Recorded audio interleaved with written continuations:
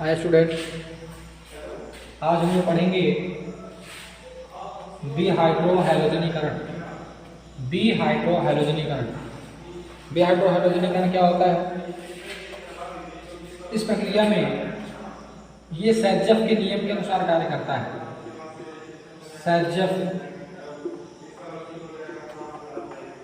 सेर्जेफ का नियम के अनुसार कार्य करता है। सेर्जेफ का नियम क्या है? सेर्जेफ का नियम ये कहता है, सेर्जेफ के नियम दो प्रकार से हैं। पहला केवल एल्कोहल से है, अर्थात एल्कोहल बनने की प्रक्रिया में हाइड्रोक्सी समूह उस हाइड्रोजन परमाणु के साथ बाहर निकलता है जहां हाइड्रोजन परमाणु की संख्या न्यूनतम होती है। मतलब यदि यहाँ CH3 रखें, CH2OH, तो इसमें हाइड्रोक्सी समूह जल के अणु के साथ बाहर निकलता है। माने जल बनने की प्रक्रिया में यहाँ हाइड्रोक्सी समूह और इसके निकटवर्ती कार्बन परमाणु के हाइड्रोजन के साथ यहाँ से लुप्त होगा और ये दोनों यहाँ से हट जाएंगे, जल बना देंगे और ये डबल बॉन्ड यहाँ चला जाएगा। तो उत्पाद में एल्कीन तैयार होता है, CH3 CH2 double bond CH2। ठीक है, तो इसमें सेर्जेफ के नियम ये होगा कि किस जल बनने की प्रक्रिया में हाइड्रोक्साइड उस निकटवर्ती कार्बन परमाणु के हाइड्रोजन के साथ बाहर निकलता है जहां हाइड्रोजन परमाणुओं की संख्या न्यूनतम होती है। इसके दौरान डबल बॉन्ड बनता, मतलब एल्कीन बनता है और वह एल्कीन ज़्यादा स्थायी होता है। अब देखेंगे इसी प्रकार यदि हैलोजन के साथ तुलना करें तो वहाँ HX बनने की प्रक्रिया में CH3 CH2 और यहाँ आ जाए CH2Cl या X ले लें, तो यहाँ HX बनने की प्रक्रिया में क्या बनेगा? HX बनेगा। HX बनने की प्रक्रिया में हैलोजन समूह इसके निकटवर्ती, माने हैलोजन समूह के निकटवर्ती कार्बन परमाणु के हाइड्रोजन के साथ बाहर निकलता है। ठीक है, जहाँ हाइड्रोजन परमाणु संख्या न्यूनतम होती है। अभी बता रहे हैं आगे, इनका वास्तविक रिएक्शन अभी दिखाया जा रहा है। ये फिलहाल सेर्जेफ का नियम है जो 11 में आया हुआ था, 11 में पढ़े होंगे आप। यहाँ भी क्या बनता है? डबल बॉन्ड जनरेट होता है। यहाँ से एक हाइड्रोजन बाहर निकल जाएगा और ये मिल करके डबल बॉन्ड बना देंगे, हो जाएगा CH3 CH double bond CH2। ठीक है, यहाँ पढ़ना है बिहाइड्रोहैलोजनीकरण। इसमें होगा क्या? ये जो बिहाइड्रोहैलोजनीकरण है यह सेर्जेफ के नियम के अनुसार कार्य करता है। जब कोई एल्किल हैलाइड CH3 या R के साथ reaction R CH2X plus potassium hydroxide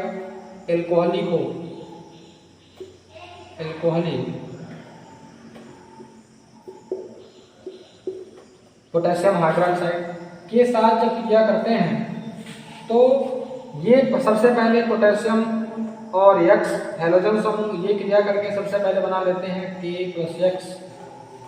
ठीक है, तत्कालिक अभी के लिए पूरा नहीं कहा जाना। अभी यहाँ चूंकि ये लवण है, लवण और जल बनेगा। आगे देखें, यह OH इसके निकटवर्ती कार्बन परमाणु के हाइड्रोजन के साथ बाहर निकलेगा। मतलब इसके ये बंद खाली हो गया है, इस कार्बन के निकटवर्ती हाइड्रोजन परमाणु के साथ ये बाहर निकलेगा और यहाँ से एक H यहाँ है, ये इस हाइड्रोक्सी के साथ बाहर निकलेगा और ये बना देगा जल भी बन गया। यहाँ जाएगा RCH डबल बॉन्ड CH2, अर्थात यहाँ क्या बना? एल्कीन बन जाता है। ठीक है, फिर से देख लें। जब हैलो एल्केन्स पोटेशियम हाइड्रोक्साइड एल्कोहली के साथ अभिक्रिया करता है तो एल्कीन बनाता है। क्या बनाता है? एल्कीन। और यह एल्कीन ज़्यादा स्थायी होते हैं सेल्ज़ियस के नियम के अनुसार। देखिए एल्कीन हो गया। यदि यही ये तो था प्राइमरी के लिए, प्राथमिक के लिए। ये जो हेलोएल्केन है वो है प्राथमिक है। अब यहाँ देखिए द्वितीयक होगा तो क्या होगा? यदि इसको द्वितीयक करते हैं CH3 CH2 CHBr CH3 plus KOH Cl। अब देखें इस स्थिति में सेल्ज़ियस के नियम में ही आप पढ़े हैं। इस स्थिति में उधर से उस कार्बन के हाइड्रोजन के साथ ये HBr बाहर निकलेगा। उस निकटवर्ती कार्बन के हाइड्रोजन को यह Br लेकर बाहर निकलता है जहां सीरीज लंबी होती है। माने इधर तो सीरीज लंबी नहीं है, इधर सीरीज लंबा है। कार्बन की श्रृंखला इधर लंबी है, इसलिए इस निकटवर्ती कार्बन के साथ निकलेगा, न कि इसके साथ निकलेगा। तो ये यहाँ से एक H बाहर निकल जाएगा और ये Br मिलकर के क्या बना देंगे? HBr बना देंगे। और आगे पड़ा हुआ है KOH। क्या बनेगा? यहाँ से HBr बाहर निकलेगा, आगे पड़ा हुआ है KOH। ये पहले बना लेगा KBr और जल बना लेता है। जब अम्ल और क्षार से क्रिया होती है तो लवण और जल बनता है। यह नियम वहाँ लागू होगा। पहले तो क्या हो जाएगा? ये नॉर्मल यहाँ से एल्कीन बना देंगे। एल्कीन बनाने के बाद ये दोनों अभिक्रिया कर लेंगे। यहाँ से HBr और KOH अभिक्रिया कर लेते हैं तो ये बना लेते हैं और HBr और KOH ध्यान देंगे। तो यहाँ से कंपाउंड क्या बनेगा? यहाँ से कंपाउंड बन जाएगा CH3 यहाँ से एक H बाहर निकल गया Br के साथ, तो CH एक H निकल चुका है और यहाँ का एक बंध और यहाँ भी एक बंध खाली है। ये दोनों मिलकर के एक नया बंध बना देंगे, इसको कहा जाता है डबल बॉन्ड। और फिर CH3 ये एल्कीन होगा और यह एल्कीन अधिक अस्थायी होगा, अधिक अस्थायी। यह विहाइड्रोजनीकरण तृतीयक हेलोजन के लिए लागू नहीं होता है। तृतीयक एल्कोहल के लिए जो एल्कीन बनते हैं वो अस्थायी हो जाते हैं, इसलिए यह अपवाद की गिनती में आता है। उन्हें तृतीयक हेलोएल्केन जो होंगे तृतीयक KOH के साथ अभिक्रिया करके अस्थायी एल्कीन बनाते हैं। क्या बनाते हैं? अस्थायी एल्कीन बनाते हैं, इसलिए वो क्या हो जाता है? इसका अपवाद है जो आपके सिलेबस में नहीं। आगे देखें डिहाइड्रोजनीकरण होगा।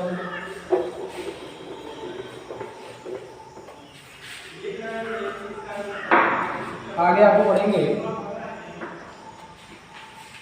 बूट अभिक्रिया।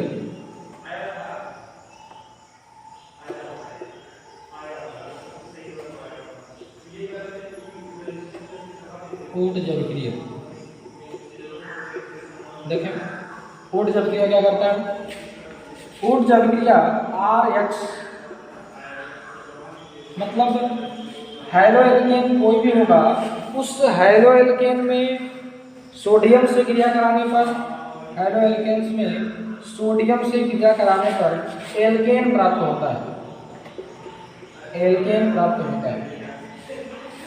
ठीक है, तो एल्केन यहाँ भी NaX है, Na और X ये दोनों आपस में क्रिया करके NaX बना देंगे, इनको डबल कर देते हैं। ठीक है, इस अभिक्रिया का प्रयोग श्रृंखला को बढ़ाने में, कार्बन की श्रृंखला को बढ़ाने में किया जाता है।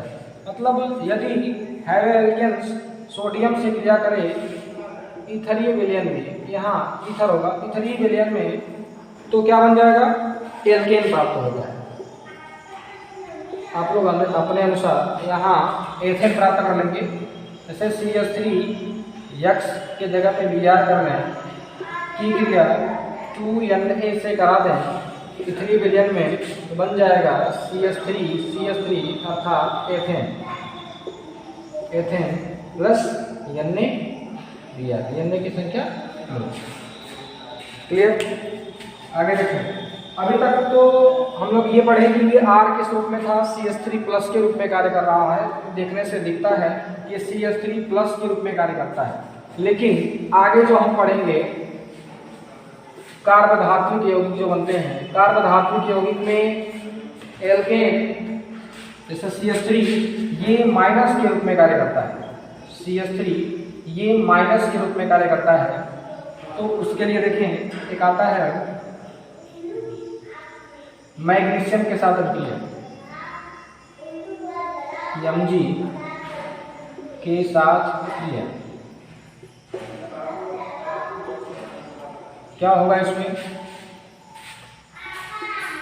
RH की क्रिया Mg के साथ शुष्क ईथर की उपस्थिति में कराते हैं, शुष्क ईथर की उपस्थिति में कराते हैं। तो RMgX यह एक कंपाउंड तैयार होता है जिसे कहते हैं एल्किल मैग्नीशियम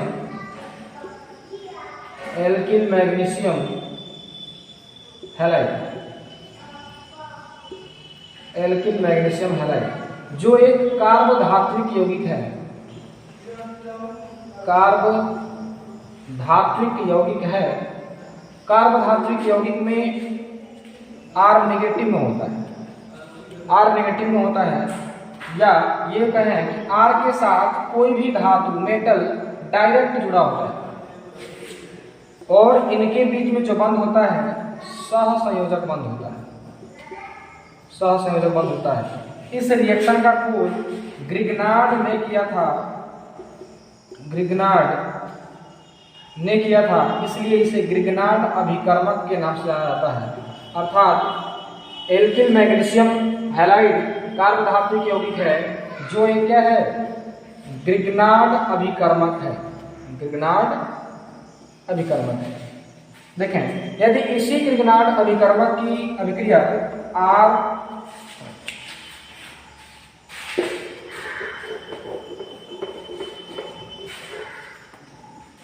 इसी ग्रिग्नार्ड अभिकर्मक RMgX की क्रिया जल से या HCl तनु होना चाहिए, कोई भी अम्ल हो तनु हो, उनके साथ कराते हैं। तो यहाँ से RH के रूप में अर्थात एल्केन के रूप में बाहर निकल जाता है, RH एल्केन के रूप में बाहर निकल जाता है। और चूंकि यहाँ OH बच जाएगा, यहाँ Cl बच जाएगा, H बाहर निकल गया इसके साथ, तो MgOHX क्या बच जाएगा, MgOHX मैग्नीशियम हाइड्रोक्साइड हैलाइड प्राप्त होता है। यहाँ भी होगा डाइहैलाइड हो जाएगा, मैग्नीशियम डाइहैलाइड के रूप में मिल जाते हैं। आगे इन्हीं की क्रिया यदि जिंक के साथ करा दें, यदि इन्हीं की क्रिया जिंक के साथ कराएं, Zn से अभिक्रिया, जिंक भी एक धातु है, इसमें भी यह R माइनस के रूप में ही कार्य करता है। तो सर्वप्रथम RX की क्रिया Zn के साथ यदि होगी तो सबसे पहले बन जाएगा RZn, I कर लें आप, RZn, ठीक है। अब ये कैसे बना, ये शुष्क ईथर की उपस्थिति में नहीं होता, ये गर्म करने पर ही प्राप्त हो जाता है। RI एल्किल आयोडाइड की क्रिया जिंक के साथ कराने पर, एल्किल आयोडाइड की क्रिया जिंक के साथ कराने पर एल्किल जिंक आयोडाइड प्राप्त हुआ। अब यहाँ पे इनकी संख्या भी डबल कर दें और फिर इनको थोड़ा सा और गर्म कर दें। गर्म करने के बाद यहाँ से R जिंक के साथ, जैसे यहाँ I भी ये भी हट जाता है, जिंक मतलब जिंक आयोडाइड बन जाता है, जिंक I2 के रूप में बाहर निकल जाता है और ये ZnR2 के रूप में पड़े रहते हैं, ठीक है। ये हो जाएगा डाई एल्किल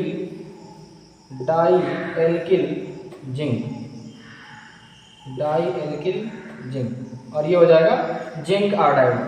मतलब जब एल्किल आयोडाइड की क्रिया जिंक के साथ कराते हैं तो एल्किल जिंक आयोडाइड तत्काल में प्राप्त होता है, लेकिन यह अभिक्रिया आगे बढ़ जाती है और वहाँ डाई एल्किल जिंक भी प्राप्त हो जाता है, ठीक है। आगे देखें, इस अभिक्रिया को डाई एल्किल जिंक, इस अभिक्रिया को फ्रैंकलैंड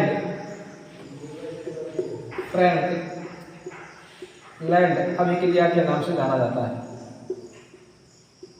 फ्रैंकलैंड अभिक्रिया के नाम से जाना जाता है। यदि इन्हीं की अभिक्रिया, यही अभिक्रिया यदि लेड या सोडियम मिश्र धातु के साथ कराते हैं, देखिए जैसे सोडियम और लेड मिश्र धातु, माने ये दोनों आपस में मिले हों, मिश्र धातु से क्रिया कराएं तो क्या होगा? सोडियम लेड मिश्र धातु मतलब RX की क्रिया यदि सोडियम लेड मिश्र धातु के साथ कराई जाती है तो सबसे पहले ये Na और X बाहर निकल जाते हैं। क्या देगा? NaX बाहर निकल जाता है। यहाँ पर जाता है लेड, क्योंकि यहाँ लेड +4 के रूप में पाया जाता है, इसलिए यहाँ पे 4 एल्किल समूह की आवश्यकता होगी। ये हो जाता है lead PbR4 tetra alkyl lead, tetra alkyl lead के रूप में पाया जाता है। देखें टेट्रा एल्किल लेड हो गया। अब यहाँ अभी 3 लेड बचे हुए हैं, यहाँ 4 कर दें, 3 लेड बचे हुए हैं, ये हो जाएगा 3Pb और यहाँ सोडियम है 4, NaX भी 4, अर्थात यहाँ से 4 NaX प्राप्त होंगे और क्या बन जाएगा? और जब एल्किल हैलाइड की क्रिया सोडियम और लेड मिश्र धातु के साथ कराई जाती है तो टेट्रा एल्किल लेड प्राप्त होता है। अगला और मोनो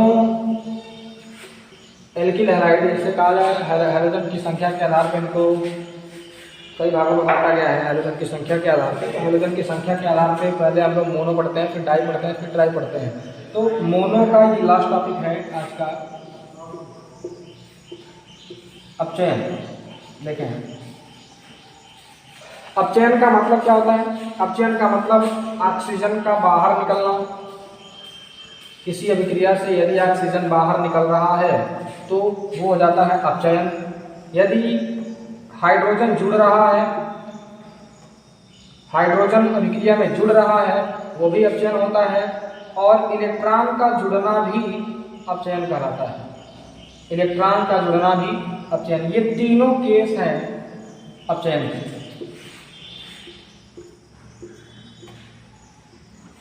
तीनों केस अपचयन के हैं। आगे देखें, इसमें एल्किल हैलाइड में अपचयन होगा, मतलब उसमें एक हैलोजन समूह है जो बाहर निकलेगा और वहां हाइड्रोजन जुड़ेगा। मतलब अपचयन की प्रक्रिया में यदि एल्किल हैलाइड का अपचयन होगा, ठीक है, आप जिसके साथ कराएं, लिथियम एल्युमिनियम हाइड्राइड के साथ कराएं या RX की अभिक्रिया जिंक HCl की उपस्थिति में कराएं, ये कॉन्सेंट्रेट होगा। या RX की अभिक्रिया HI प्लस लाल फास्फोरस की उपस्थिति में कराएं, या चूंकि टेम्परेचर 150 डिग्री सेंटीग्रेड हो जाता है तो तीनों कंडीशन में RH प्राप्त होता है। मतलब एल्केन तीनों कंडीशन में, या अन्य कई कंडीशन है, जब आप अपचयन पढ़ेंगे तो वहाँ हर चित्र में अलग अलग अपचयन का होता है, प्रावधान है। एल्केन और यहाँ भी एल्केन प्राप्त होगा, एल्केन प्राप्त होगा। इसमें थोड़ा सा विस्तार करते हैं, पहले वाले का विस्तार करते हैं, ध्यान देंगे। RX ये Al लिथियम एल्युमिनियम हाइड्राइड। अब यहाँ क्या होगा? 4 हाइड्रोजन है, इनके साथ 4 हाइड्रोजन यहाँ जाकर के 4 एल्किल समूह के साथ जुड़ जाएगा, मतलब 4RH बन गया। ठीक है, ये एल्केन प्राप्त हो गया। अब यहाँ लिथियम की संख्या 1 और यहाँ हैलोजन की संख्या 4। लिथियम यहाँ एक अकेला है, LiX बना लेगा और 3 हैलोजन और बच जाते हैं, और यहाँ एल्युमिनियम है, बना लेता है AlX3, एल्युमिनियम ट्राई हैलाइड, बन गया लिथियम हैलाइड। तो इस प्रकार से अपचयन होगा। और अपचयन की प्रक्रिया में जितने केस है इसमें अपचयन होगा तो अपचयन में क्या बन जाएगा, एल्केन बनना है। बाकी आगे हम लोग पढ़ेंगे, आप लोग अपनी मर्जी से जो भी सामान्य रिएक्शन बताया गया है अब तक उसमें C2H5Br ये आपके सिलेबस में है, तो C2H5Br के बनाने की विधि आपके सिलेबस में है, इसको आप बनाएंगे। R के जगह पे C2H5 और X के जगह पे Br भरकर सामान्य रिएक्शन में और आप एल्किल ब्रोमाइड आसानी से प्राप्त कर सकते हैं। आगे हम लोग डाई हैलाइड पढ़ेंगे, अगले नेक्स्ट वीडियो में डाई हैलाइड पढ़ना है। धन्यवाद।